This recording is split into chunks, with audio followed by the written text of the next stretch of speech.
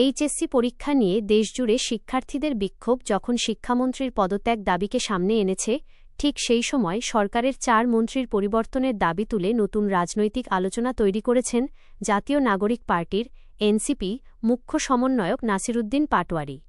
মঙ্গলবার ১৪ জুলাই নিজের verified Facebook পোস্টে তিনি বলেন, দেশের অর্থনীতি, স্বাস্থ্য, শিক্ষা ও অভ্যন্তরীণ নিরাপত্তা খাতকে গতিশীল করতে অর্থমন্ত্রী, স্বাস্থ্যমন্ত্রী, শিক্ষামন্ত্রী ও স্বরাষ্ট্রমন্ত্রী এই ৪ জনকেই পরিবর্তন করা উচিত। পাটোয়ারির এই মন্তব্য আসে এমন এক সময় যখন টানা বৃষ্টি ও জলাবদ্ধতার মধ্যেও এইচএসসি পরীক্ষা নেওয়ার সিদ্ধান্তকে কেন্দ্র করে রাজধানীসহ দেশের বিভিন্ন এলাকায় শিক্ষার্থীরা সড়ক অবরোধ ও বিক্ষোভ কর্মসূচি পালন করছেন। আন্দোলনকারীরা শিক্ষামন্ত্রী ম এহছানুল হক মিলনের পদত্যাগ এবং পরীক্ষা সংক্রান্ত দাবিতে কর্মসূচি চালিয়ে যাচ্ছেন।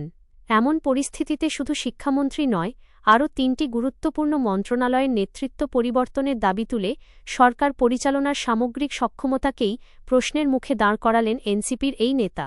ফেসবুকে দেওয়া পোস্টটি প্রকাশের অল্প সময়ের মধ্যেই ব্যাপক সাড়া ফেলে।